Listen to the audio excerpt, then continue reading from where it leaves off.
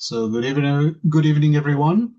Um, this event is organized by the Israeli Forum for Intelligence Studies, as we have with us not only members of the Hebrew-speaking IFIS, but also international intelligence studies scholars we invite to our English-speaking events.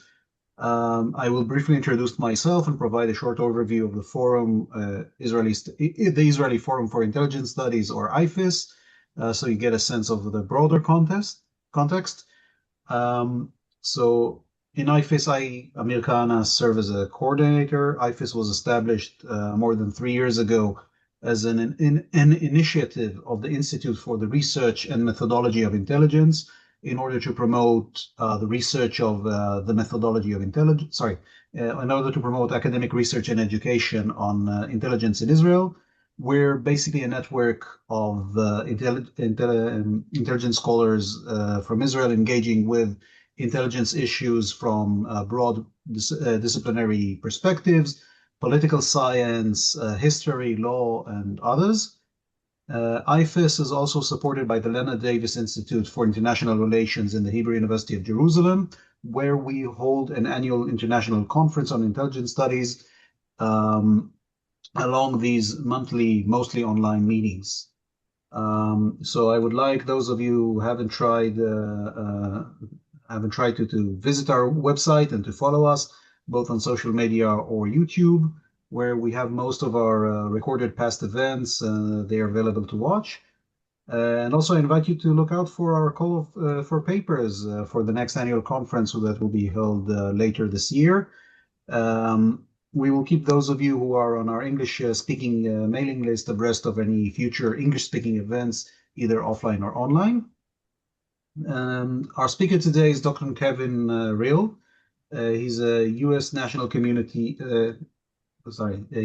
U.S. national security community veteran with over 30 years of experience, including tours in the FBI, National Counterintelligence Centers, the Defense Intelligence Agency, and the Office of the Undersecretary of Defense of Intelligence. Am I correct?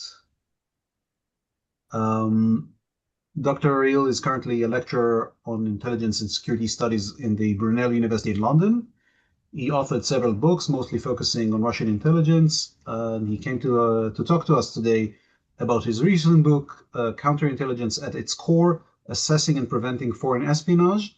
After 40 minutes presentation, Dr. Avner Barnea, also a member of IFIS, will take the lead for the follow-up discussion. So without further ado, Kevin, take the lead. Thank you very much. I will pull these slides up and get started. Good evening, everyone. Thank you very much. Thank you for the invitation to be here today. I'm always happy to talk about my research, so thanks for this opportunity. I'm going to talk today about my most recent book, as you see on the slide there, Counterintelligence at its Core.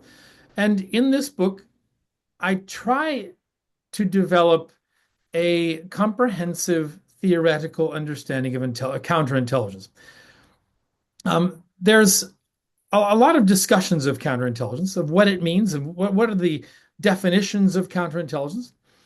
And I tried to develop essentially an umbrella definition that captures all of those into one. So let's just start saying there's a lot of definitions of counterintelligence. And those definitions depend to a great extent on where the person making them sits. If the person's in a law enforcement organization, then catching and arresting spies is the most important aspect of counterintelligence. And that's certainly it's a valid description. If a person is in a security organization, then protecting information may be the answer to the question of what is the purpose for counterintelligence, or what is it?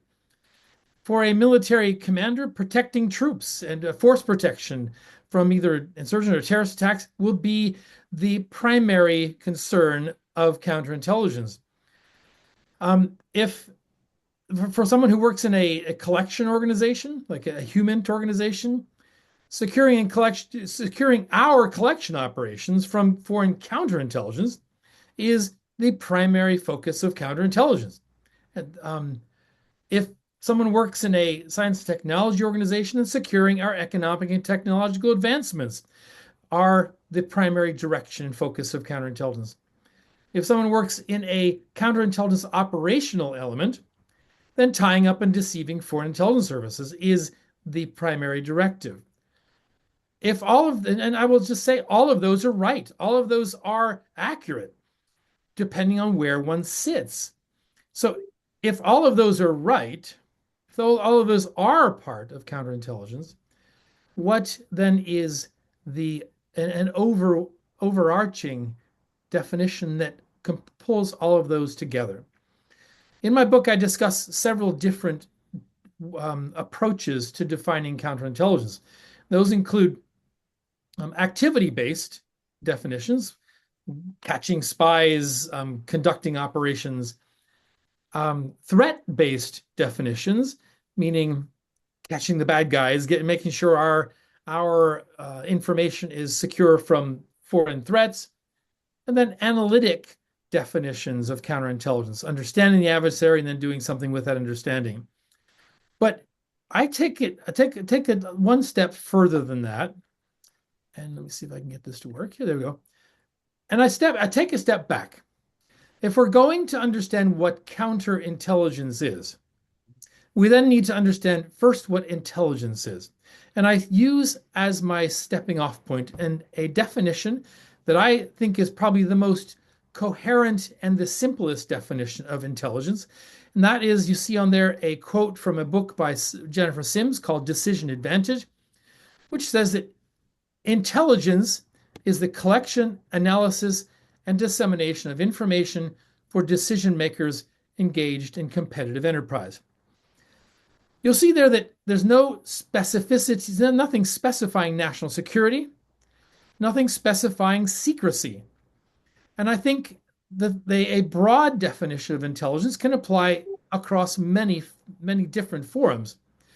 For example, this definition could apply to a sporting event where two teams engaged in a competitive enterprise are trying to understand the other side's activities so that they can most effectively counter them, so that they can deny the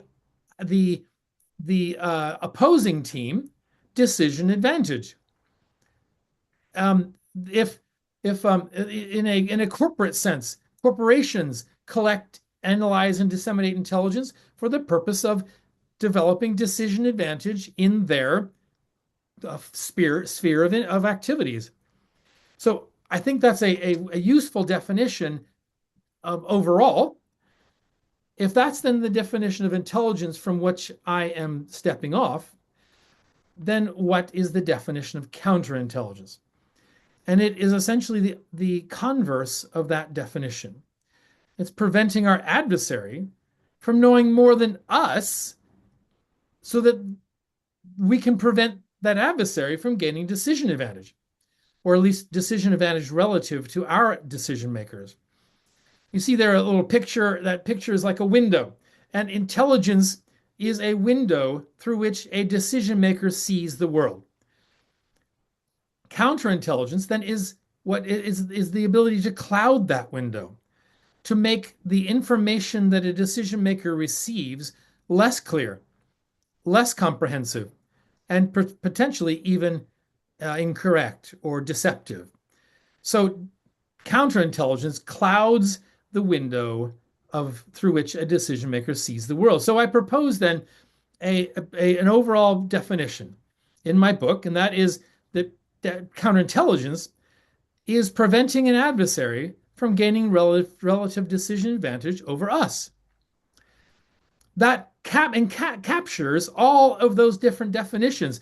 Offensive operations at the farthest end of the most aggressive end of the counterintelligence spectrum, all the way down to the least aggressive training and outreach and the security briefings that are part of the counterintelligence spectrum, but that all are captured within that definition. If an organization conducts investigations, then those investigations in the counterintelligence sphere are intended to prevent an adversary from gaining decision advantage over us.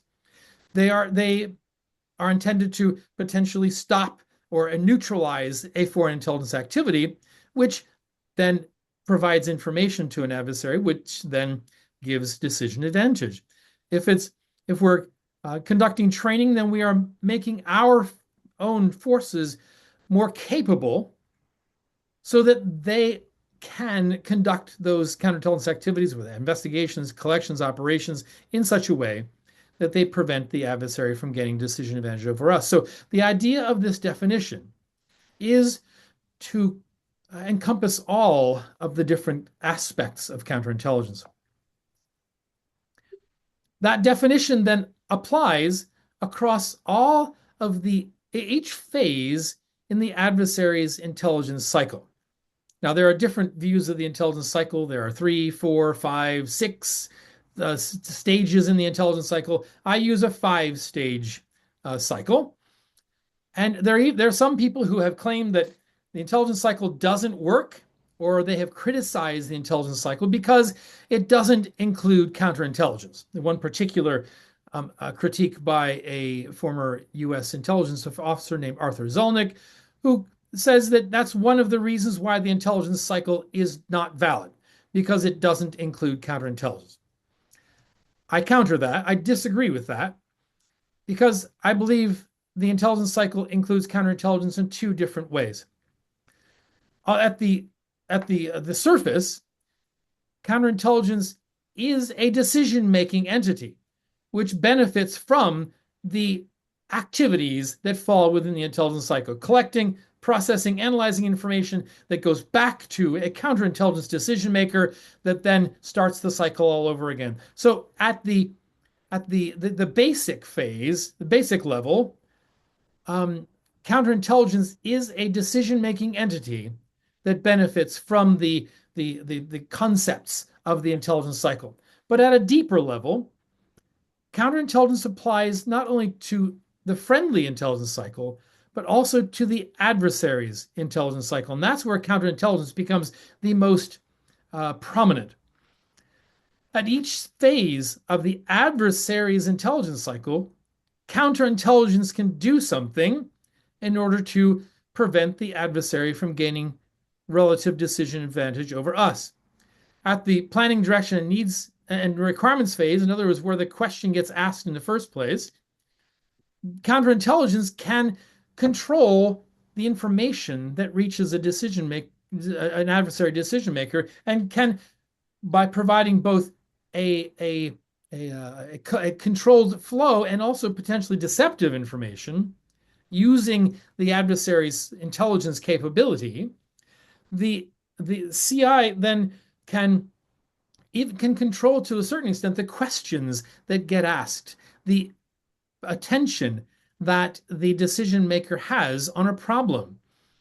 So that's the beginning of that, is just how can the CI can actually affect the very needs, the very requirements that get levied in the first place.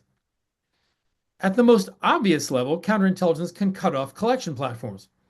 That's through investigations, through counterintelligence offensive operations, through arrests and expulsions, even through things like shooting down an adversary's intelligence collection aircraft, which seems like a military mission, but when in reality has a counterintelligence effect. If the adversary is unable to use its aircraft to collect intelligence, then that is denying the adversary of information that the adversary might use to have decision advantage. Just an example I use, a historical example, is when the Soviet Union shot down the U-2 aircraft in 1961. That U-2 aircraft had been operational over Soviet airspace for about 2.5 years or so. And it was providing valuable information to the US decision maker about Soviet production of missiles and Soviet nuclear facilities. That was providing important decision advantage. By knocking that aircraft out of the sky, the effect was to deny, from the Soviet perspective, the adversary's decision advantage. It's illustrative that when Francis Gary Powers was put on trial in the Soviet Union, he was tried not for violating Soviet borders, but for espionage. He was tried for collecting intelligence. So cutting off adversary collection platforms is the clearest um, uh, effect that counterintelligence can have. The next, at the processing and exploitation phase, that includes obscuring information that an adversary may be able to collect, such as through encryption or through encoding, to make the information unreadable, even if the adversary does collect it. A valuable historical example of this is the Venona files, the Venona intercepts from the 1940s era, when the United States collected cables that the Soviet services were sending between their residenturas and the headquarters.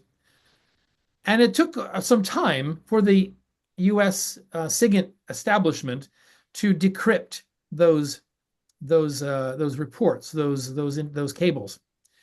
And that decryption process had its first successes in about 1947, early 1948, and they continued to operate that decryption process for almost 30 years, into the 1970s.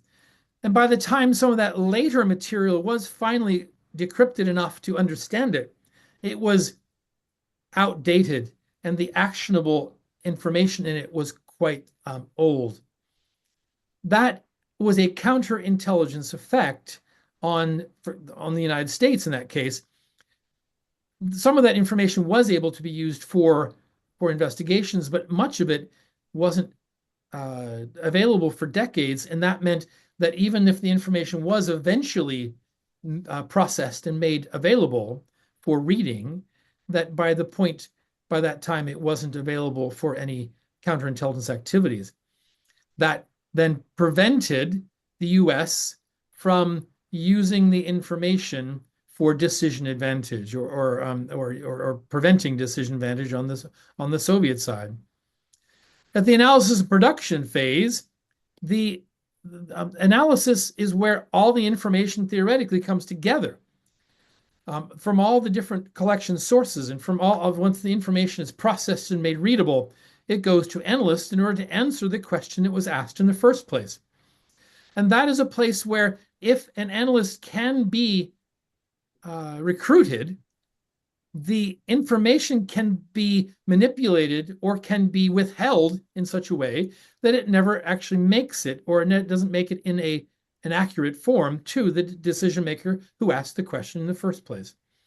An example of this is Ana Montes, who was arrested in 2001 after about over 15 years of working for a Cuban intelligence service. And when she was a senior analyst at the U.S. Defense Intelligence Agency, and she had the opportunity to both withhold information that made it into the analytic flow that Cuba may have not wanted U.S. decision makers to receive, and then also to potentially shift information in a less provocative way, so that the Cuban government could be more positive, could be that information wouldn't affect U.S. decision making.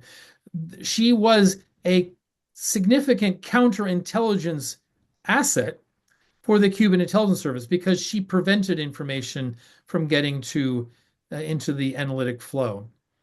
And finally, at the final stage, dissemination, that is where also a person recruited in the correct location can block information from then reaching the decision maker, even if the analytic product is available.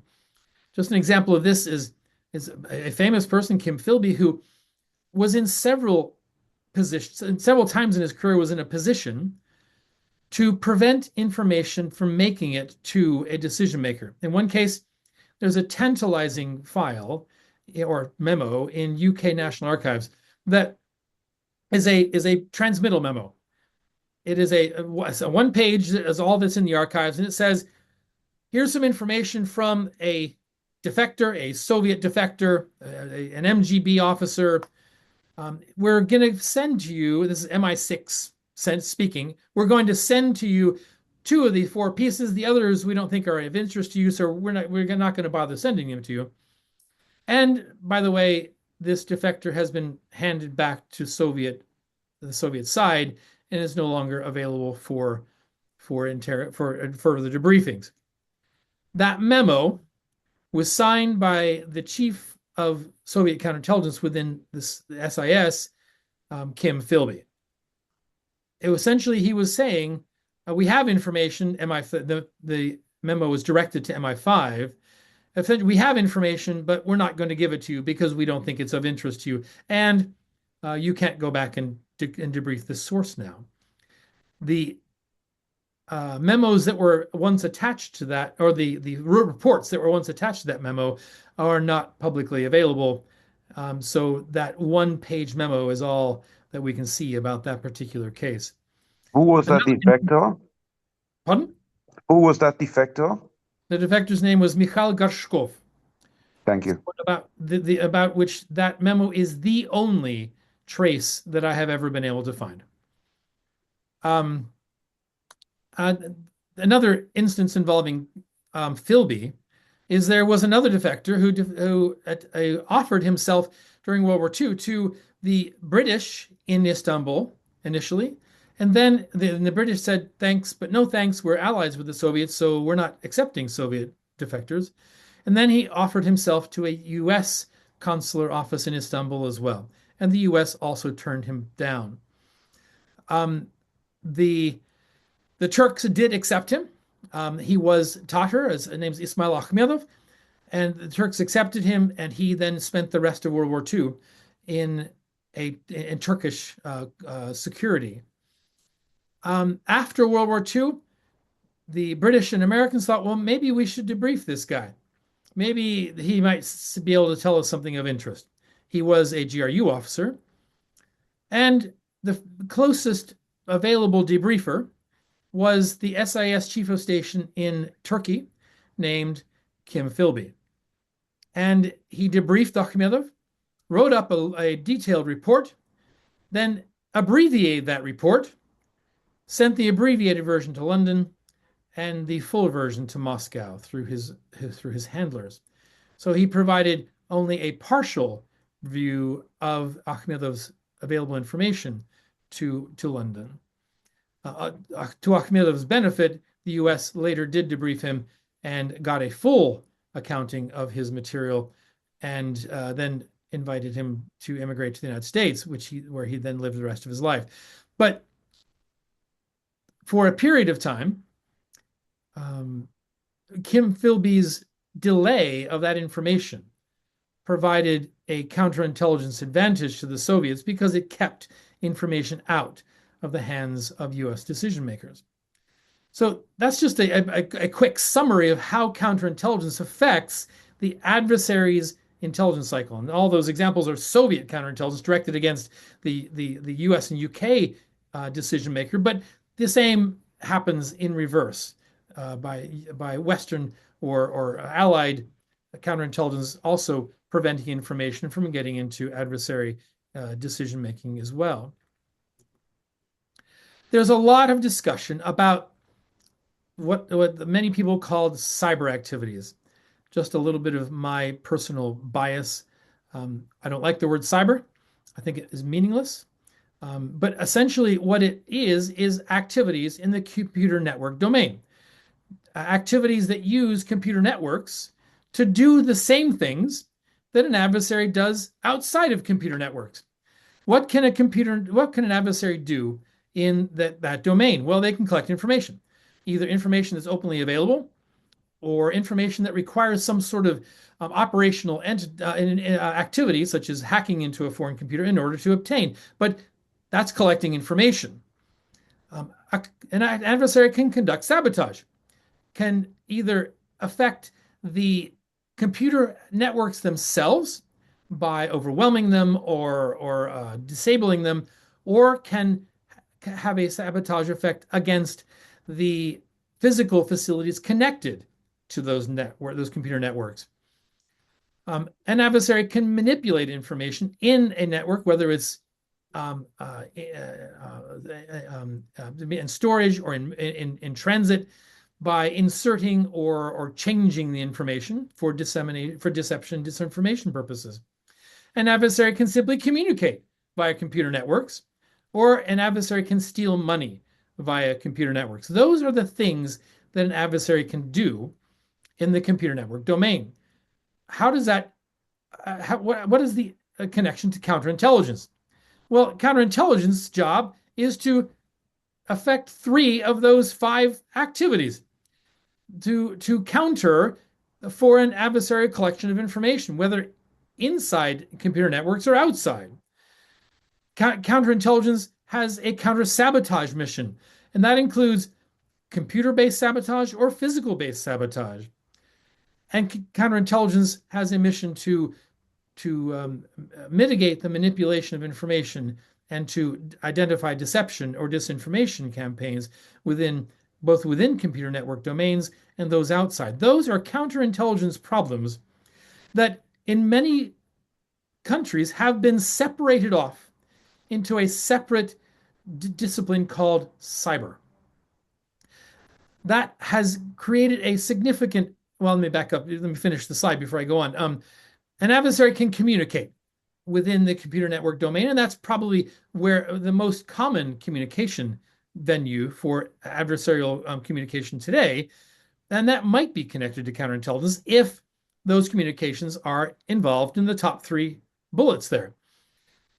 An adversary can steal money. Seldom is that connected to a foreign intelligence service, although it's not a never situation.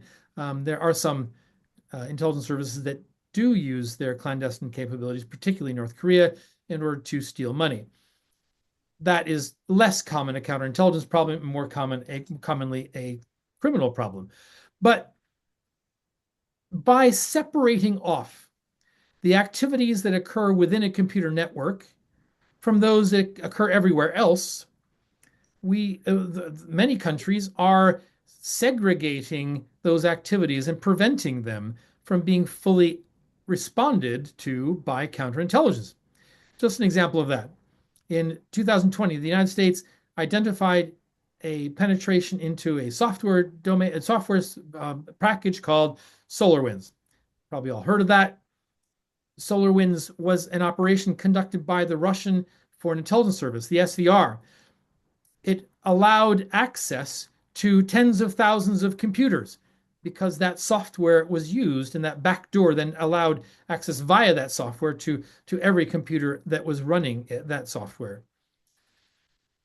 When the US looked into that, the SVR activation of that backdoor was essentially in 2 types of computers, 2 types of victims. One was victim computers that held information about US policy toward Russia, so political collection.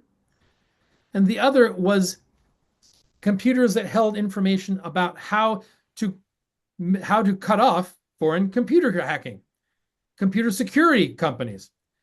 And that then was an effort to hide that clandestine activity more effectively. Those are the targets. Even though the SVR had access to tens of thousands of computers, those are the targets that it actually activated.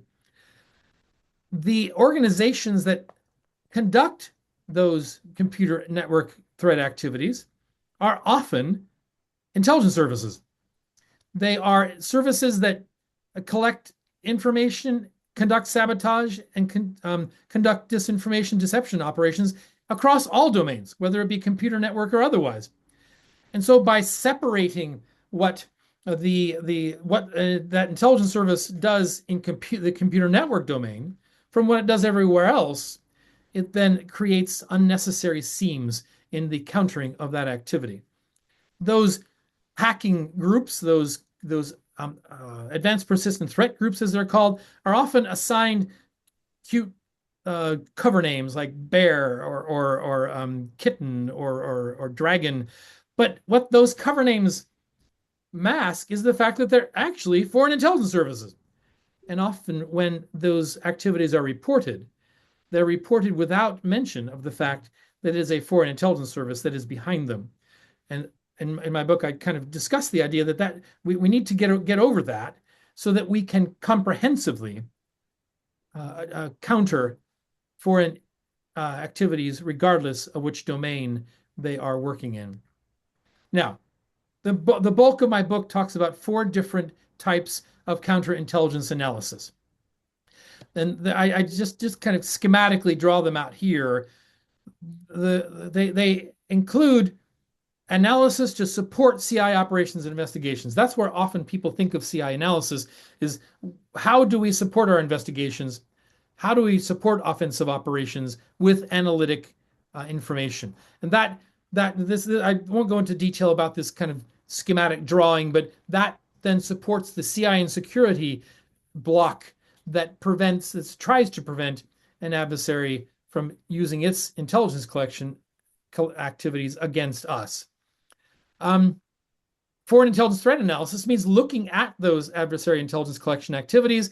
How capable are they? What are they directed against? What range do they have? Can they actually reach the targets that they're trying to reach in order to provide that decision advantage? And that then is a different product line for counterintelligence analysis.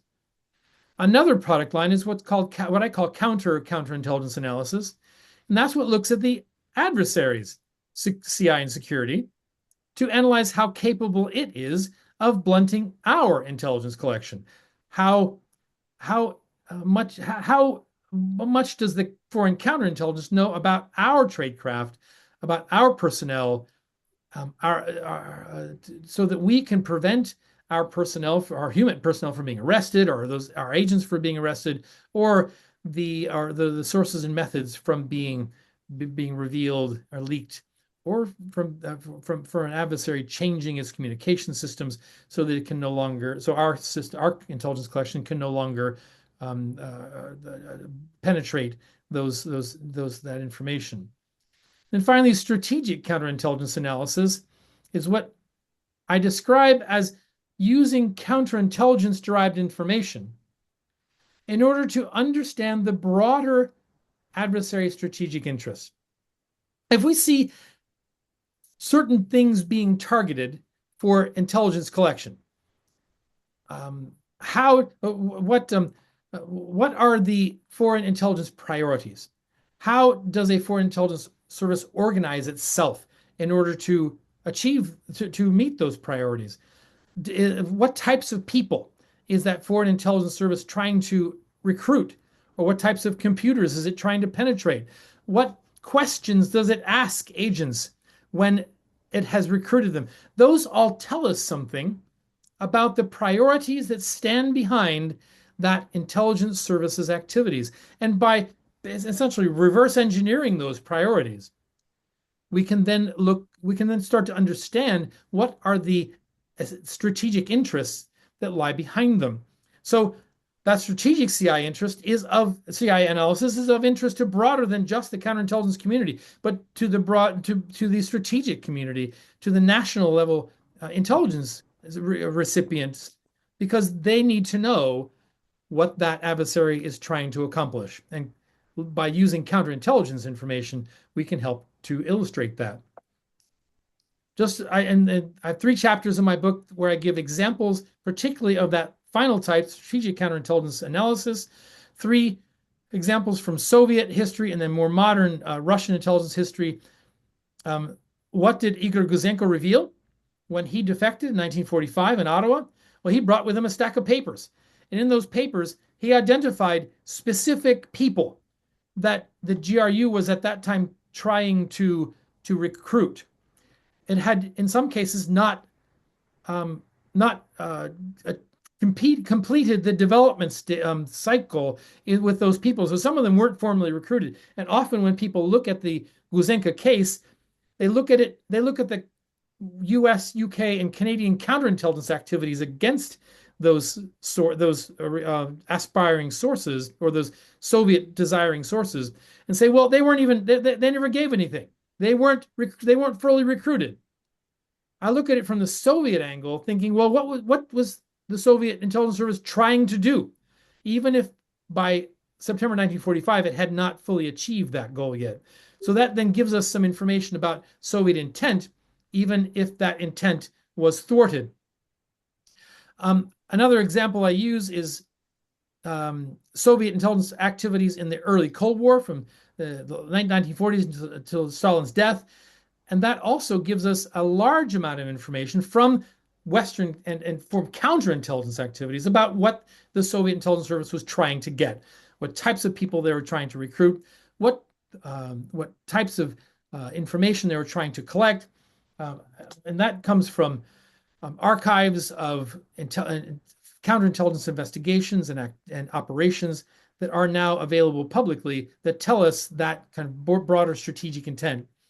And the final case study I use is a more recent one, and that's looking at Russian intelligence activities subsequent to the full-scale invasion of Ukraine in 2022. How has that intelligence activity changed? How have Russian intelligence priorities adapted to the new environment? What types of people are they trying to recruit? And there's actually quite a bit of information about that from Ukrainian sources and from Western law enforcement and counterintelligence sources. And so there's a lot of available information, even though it's a recent illustration, to show that Russia's priorities are heavily focused, not surprisingly, on the war in Ukraine. Now, one thing that Emir had asked, did I talk about more recent activities, and that is, what is Russian intelligence up against today? Well, there are a few complications that Russian intelligence services have before them. First of all, was mass expulsions from European countries. That left Russian services with fewer positions in which to place cover officers. That has had a significant impact on Russia's ability, particularly to collect intelligence inside Europe, where it needed the most, it needed intelligence the most. International counterintelligence sharing has also been a significant complication. There are a number of cases where either agents have been arrested or illegals have been identified due to the sharing of intelligence across international boundaries. And that has had a significant impact on Russia's ability to operate. There are reports of misassessments, particularly the assessment that led to the decision to invade in the first place. And those reportedly had some ramifications on particularly the FSB, although those ramifications are probably not catastrophic. And then there have been security gaps inside Russia. For example, a terrorist attack in Moscow in March of 2024, where against a concert venue where almost 150 people died.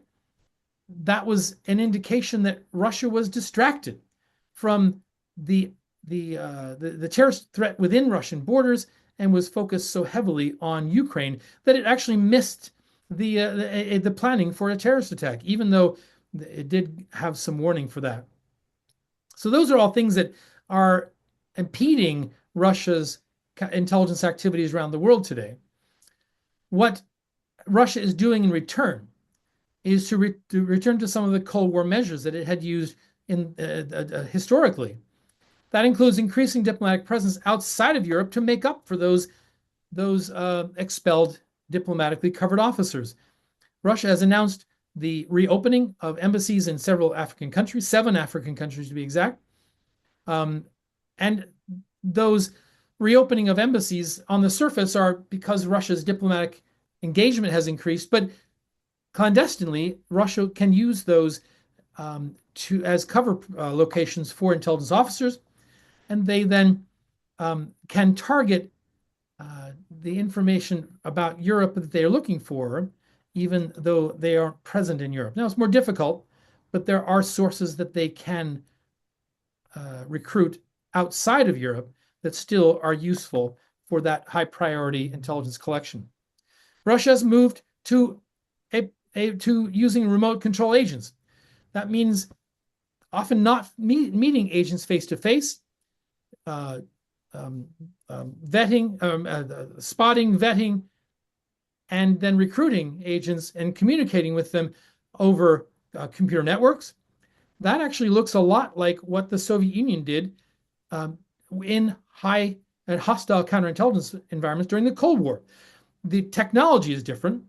The technology is over via computers for the most part now, but during the Cold War, it was radio technology. But the Soviet Union did have to face that risk, that concern about face-to-face meeting with agents during the Cold War too. So that return to a remote control process is simply a way to handle that hostile counterintelligence environment. Some people have called these disposable agents. I do not agree with that phrase, because the Russian system is not trying to recruit people it can just dispose of. It's trying to recruit people it can use for its operational purposes. And some of them may succeed, some of them may fail, some of them might get arrested. But that's the reality of human. And that happens all the time in human. And so the Russia doesn't recruit them initially in order to just use them once and dispose of them. It recruits them hoping that they will develop into productive agents. Some of them do, and some of them don't. But by using the phrase disposable agents, we're focusing only on those that fail. And we're not looking at the agents that actually have succeeded and not been caught. Russia can use other officer covers, such as non-official cover and illegal cover. And I have a whole briefing I can give about illegals. I can answer questions about illegals later if you're interested. But Russia can use those other covers in order to travel and to move around Europe in particular, in the face of expulsions from embassies. And then Russia has returned in force to the idea of publicly heroizing its intelligence and security services and officers, and comparing them with World War II, saying, look at how great these officers are. Our intelligence and state security officers are keeping us safe. They are the most loyal, the strongest of our people. And that is a cover to some extent for those reports that there were misassessments and that there were security gaps inside Russia, to say, well, don't think about those problems. Think about the fact that our intelligence officers are such great and loyal people. So that's my presentation. That's actually went a little longer than I expected, but I now invite your questions, and I'm happy to answer however I can.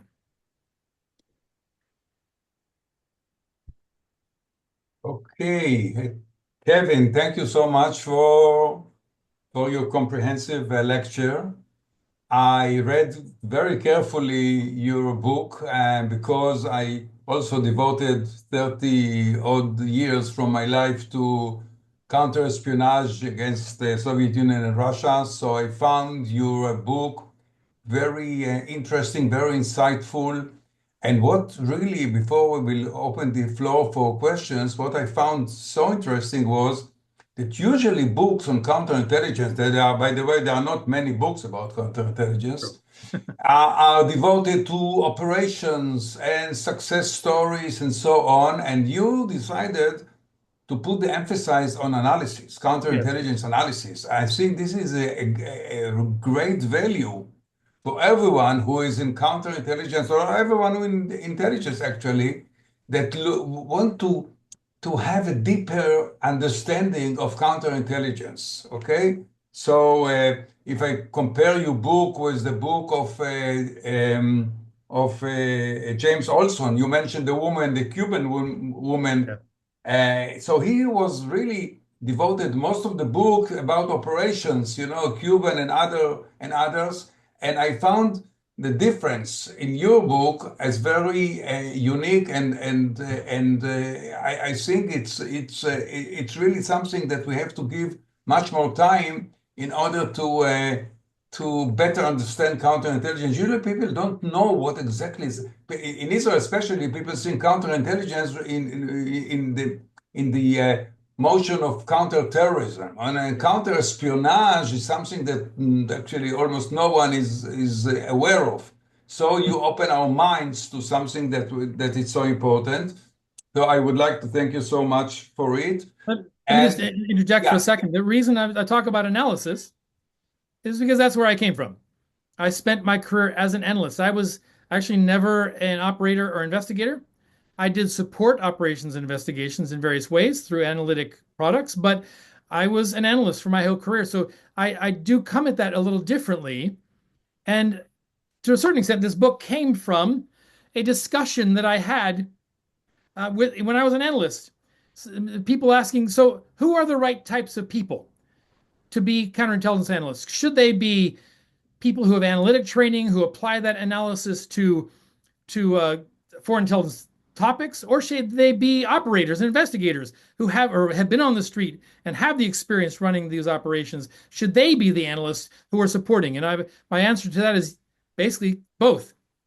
You know, before we open to questions, when I read your book, I was thinking about what you are writing about and my experience, and I've tried to see what I've learned practically from your experience. And by the way, one of my lessons was that we, at least in my time with the Israel Security Agency, we were not so good in counterintelligence analysis. We were devoted most of our efforts to operations, and operations was in the most important. The focus was on operation, and very few people, if at all, gave time to analysis. And when I read your book, I said to myself, okay, this is a gap that I didn't see it at that time, but when I read your book, I saw it quite clearly. So thank you very much for the book, which I think it's really a unique book. And let's now open for questions.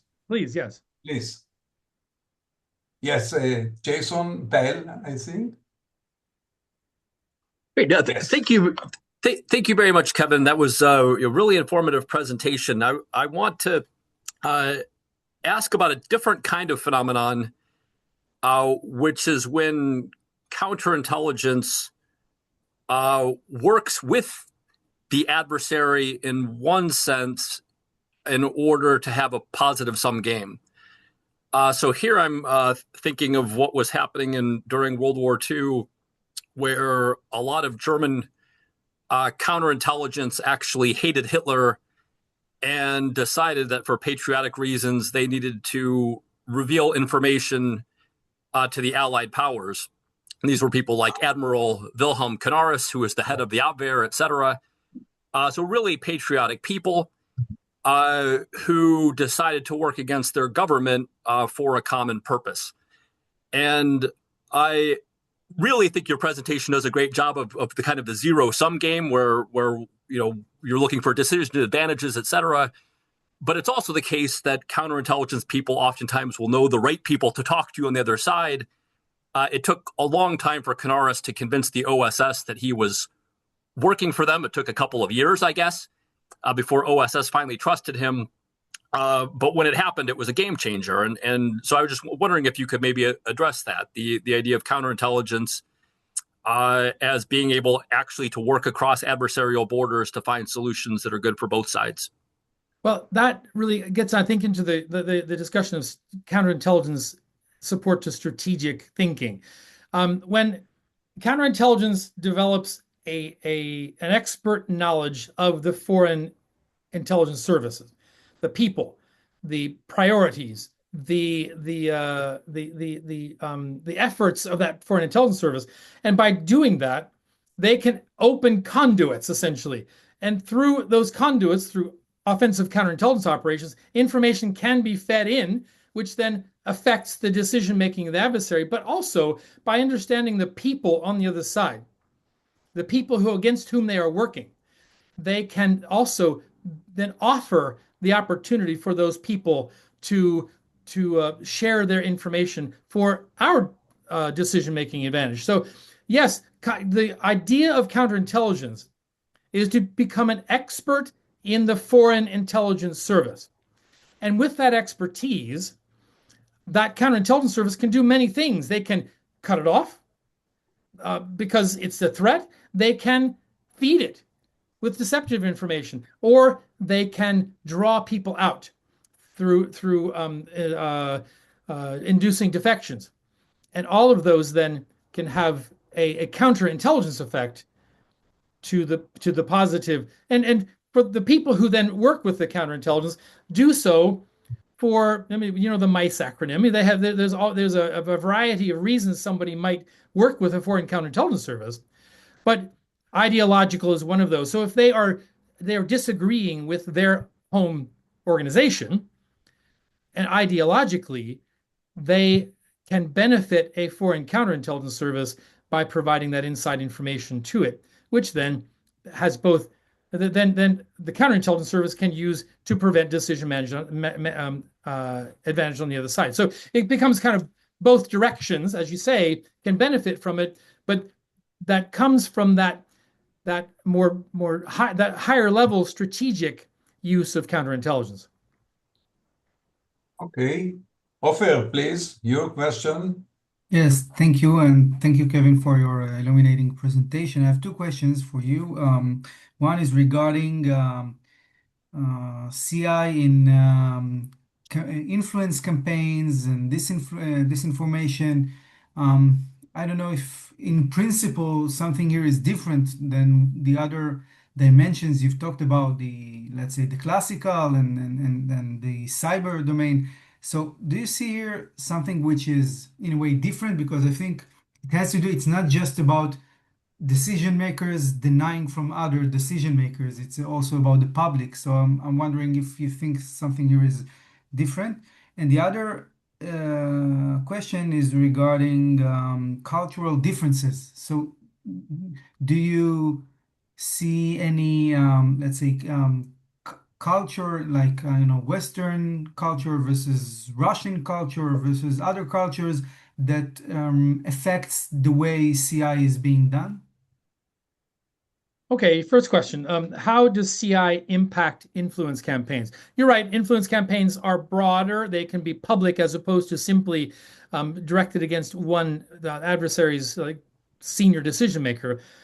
But often influence campaigns either are conducted by foreign intelligence services or use foreign intelligence information in order to feed them.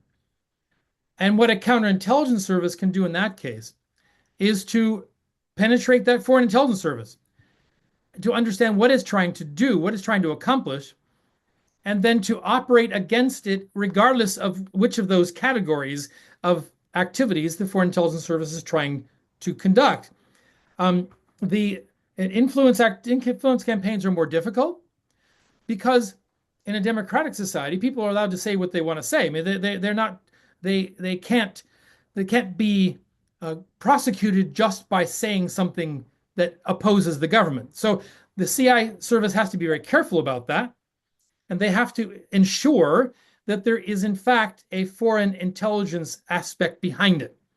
And that's where the counterintelligence investigations and operations have to come in, that by digging beyond that surface of influence narratives and finding the origin behind it. I'm not sure if that answers your question or not. And your other question, cultural differences. Yeah. I think of cultural differences not just between the West and Russia or other countries, but within one country. And that's kind of where I started with different cultures. I came from the US intelligence system, so that's what I know the best. There are different cultures within the US system that approach counterintelligence differently than others. And that's that kind of list I gave at the beginning. And maybe somebody from a law enforcement culture thinks differently than someone from a human operational culture that thinks differently from a counterintelligence operational culture. And the goal of my kind of umbrella definition is to say this is what counterintelligence does regardless. This is what it does in any situation. And all of those different kind of subcategories fit under that broader umbrella definition. This is actually, to a great extent, how Russia conducts counterintelligence, how Russia sees counterintelligence. is by cutting off, by influencing the adversary's intelligence system in order to prevent that foreign intelligence system from providing decision advantage to its leaders. So it will look, the priority within those different subcategories will be different based on culture. Some will focus more on counter-human or counterintelligence. Some will focus more on counter dissidence or counter insurgency or counterterrorism. Some will focus more on counter espionage. That's where the culture, I think, shifts from one place to another, but the definition still applies across that. Just before I'm letting Jaros to say, in counterintelligence, further to Ofer's questions, you have a great opportunity to learn the culture of the other side, and because you become very intimate to the other side through this kind of operations and analysis. And suddenly you understand, for example, the difference between the Israeli culture and the Russian culture of intelligence, and sometimes these differences are huge. So it's an opportunity to better understand the differences. And by the way, you can't be successful in counterintelligence without understanding the culture of the adversary. Of the target you're operating against. Yes. Yeah. Yes. And just to back further to my earlier comment, in the U.S. intelligence system, the U.S. intelligence system is by far the largest of any country in the world, even bigger than Russians. It's huge. And because of that, there's a lot of specialization from one agency to another. And that sometimes breeds disagreements about how to approach a problem. There are a lot of different counterintelligence cultures within the U.S. system. And one of my goals with this book is to say, even if you approach counterintelligence differently than someone else, across the street, you're actually all pulling in the same direction. That cultural difference, that in the US, there's a kind of a political joke, where you stand depends upon where you sit. So where you stand on an issue depends on where you are organizationally. And if you stand on something differently than I do because of your organizational culture, that doesn't mean counterintelligence shouldn't work together, shouldn't be focusing on that broader goal, and that all of those different cultural aspects can join together for a common goal. Okay, Jaros, please, your question. Yeah, thank you very much. First, I'd like to thank you and especially appreciate that you started from the definition of Jennifer Sims regarding the decision advantage, because I feel like now we're talking about intelligence, we're not confusing it with other gathering methods of information and so on. So it makes everything much, much more clear. So my question, I hope I'm not too much nitpicking, but you were talking about threat intelligence, especially when you were assessing, like classically we were talking about capabilities and intention. And we usually talk about, okay, this is threat intelligence, but you added opportunities, which we, in our culture, maybe we always call it risk assessment. Can you elaborate a little bit more why you're just talking about threat assessment? I differ opportunity from risk assessment in a couple of ways. Risk assessment really is it's our assessment of our internal risk. Opportunity is the other side. Is the other side's reach. Can their intelligence capability actually reach the target with the purpose of achieving their intent? So all of the three work together. I use an example, kind of a silly example. I don't know, some of you may have read the book Harry Potter, but in Harry Potter, at the very beginning of the book, there's an instance where Harry Potter is sitting in a zoo, and he's in a reptile house, and there's a big menacing snake on the other side of the glass, and that snake certainly has a capability to hurt people. It's menacing, so it has an intention of hurting people, but that thick glass prevents the opportunity. It prevents it from reaching the target that it would like to harm, like to pose a threat to. Harry Potter magically knows how to speak snake, and the glass suddenly disappears. And that threat goes from 0 because there is no opportunity for that threatening entity to use its capability to achieve its intent, to very high because the reach is there now. And how that affects intelligence services have to have their platforms in the right place. They have to be, their SIGINT platforms have a certain reach. Their human platforms are located in certain locations, and they have to have those in the right place to actually reach the information that they are trying to collect. Mm-hmm. With computer-based collection, that opportunity is almost global. That takes away that opportunity factor to a great extent, although that not completely, because not everything can be reached by hacking into a computer, even if you're sitting on the other side of the world. So opportunity in my threat sense is that it means that the intelligence capability has to be able to reach the target. Okay. Thank you. Shlomo, your turn, please. Thank you very much, Kevin, for an excellent presentation. I'm a great fan of your books. I use them a lot for teaching intelligence, especially on defectors. I want to ask, what is your take on how do you make good counterintelligence people? In Israel, we have a tradition in which counterintelligence is the poor cousin of positive intelligence. And unfortunately, it is almost an axiom that you cannot really make a good career in counterintelligence. You have to be an analyst in the so-called mainstream intelligence in order to make it to the upper echelons. Counterintelligence is somewhere that's out there and often not thought about. It's like the cousins you don't talk. So how do you make intelligence people who are good counterintelligence officers? Well, to start with a small anecdote, I had a boss once who was a HUMINT officer, and his approach to counterintelligence was, counterintelligence is just another kind of HUMINT. It's nothing new. And I disagree with him on that. But how do you make good counterintelligence people? Well, the counterintelligence analysts, I'll focus on that particularly, can come from two different places. And where they come from affects which type of counterintelligence analysis they are going to be best suited for. I came from, frankly, a linguist background. That was an introduction into counterintelligence. I was a Russian linguist, and I began in the processing phase of the intelligence cycle. I was a translator. So I looked at information and tried to make it readable for the decision maker or for the analyst. But then I moved into more an analytic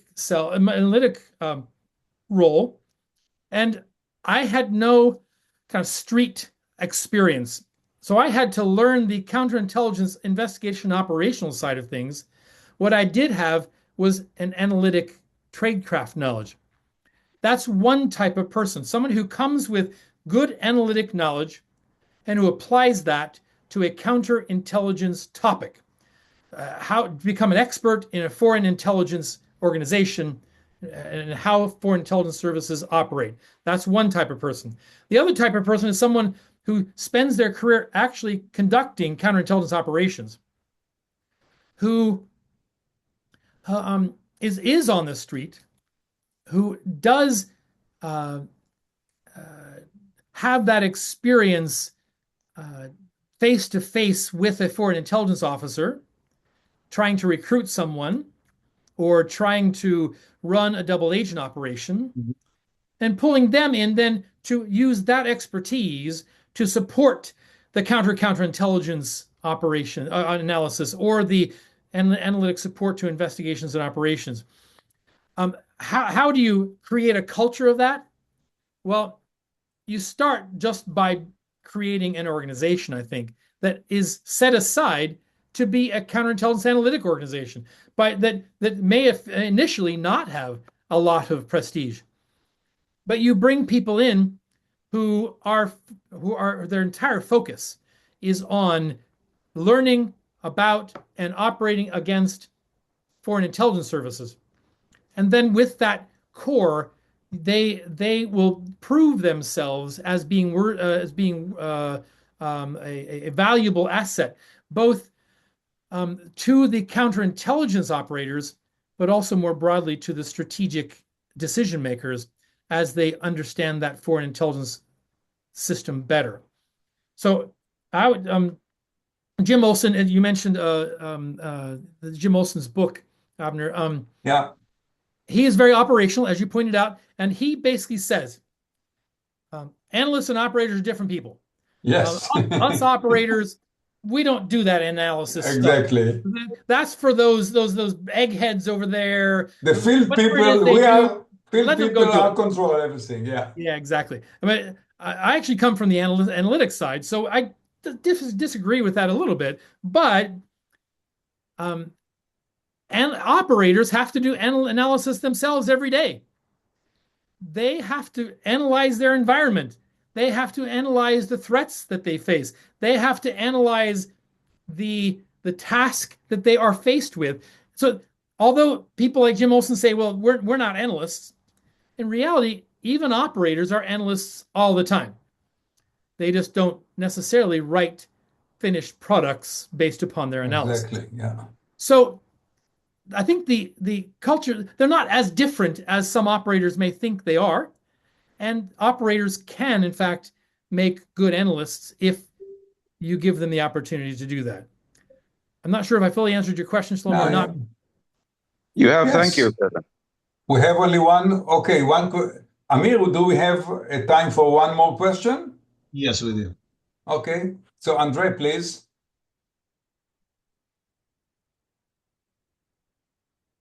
Yes, thank you very much. Thank you, Kevin, for the presentation. I read your book earlier also with great interest. Now, counterintelligence,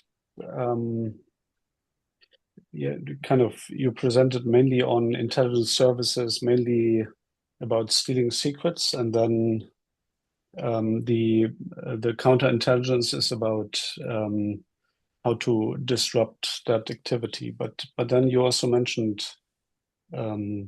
influencing activities. So you mentioned sabotage, cyber, Ana Montes, illegals. Now I'm kind of interested in the CI approach to like spotting and disrupting influence operations. I mean, it has partly been asked before, but I'm especially interested in the human intelligence approach to agents of influence. Well, that kind of a similar answer to before, but the advantage that counterintelligence has in those types of operations is the expertise in the Foreign Intelligence Service, how the Foreign Intelligence Service operates, what the Foreign Intelligence Service is trying to accomplish. And where counterintelligence can fit into that is feeding that Foreign Intelligence Service that is trying to conduct that influence operation with information that may disrupt that may make that Foreign Intelligence Service think it's being successful when it is actually not having any success at all. So, but basically providing deceptive information via the operational channel that feeds directly into the foreign decision-making cycle. And influence operations, as I said, are more difficult because they're not only foreign intelligence services that operate. They are foreign media, they are foreign diplomatic services. There's a spectrum of activities that a government can use to disseminate disinformation. The place where CI can play is when the foreign intelligence service is involved and they then have that conduit and that expertise in that particular aspect of it. CI services really aren't in a position to counter foreign TV stations or counter foreign diplomatic announcements. But when there's an intelligence service involved, they can illuminate what information is coming from the intelligence service that then is being used for the disinformation purposes, and then can use that counter disinformation. Just an example of that. During the Cold War, in the 1980s in particular, over the course of about 8-10 years, the US State Department published a list of Soviet officers who had been expelled around the world. Most of those expulsions were counterintelligence related. There are people who were involved in either covert activities or espionage activities.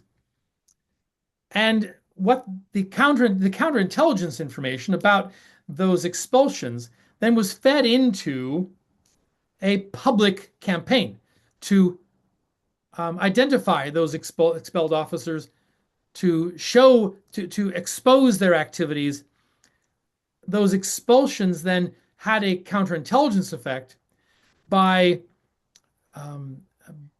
creating a more hostile environment for the Foreign Intelligence Service to work in. So it was somewhat of a roundabout way, but the information that came from the counterintelligence operation was fed into a public counter-disinformation operation that then had further a counterintelligence effect. Now it's kind of a convoluted way of answering your question, but I think that's one way that counterintelligence can have that, can contribute to that.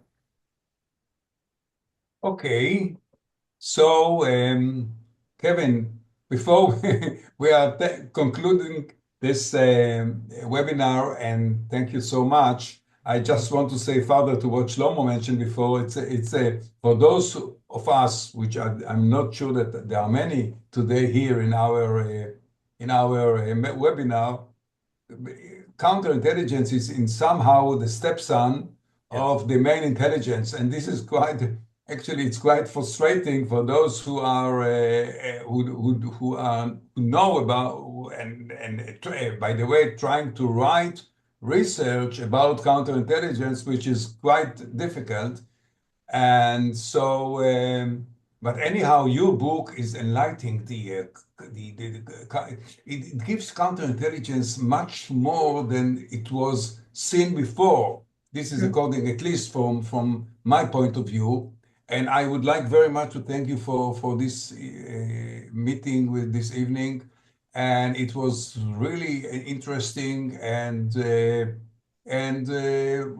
I'll see you in Brunel University in September, hopefully. Oh, please, yes, you're on the IFIS European conference. And thank you so much, and thank you everyone for participating. It was a really interesting and insightful meeting. Thank you for all the questions. Just before we, sorry. Just one minor advertising campaign. The book currently is available. However, as of June, it will be available in a much less expensive paperback version. So right now it's kind of expensive.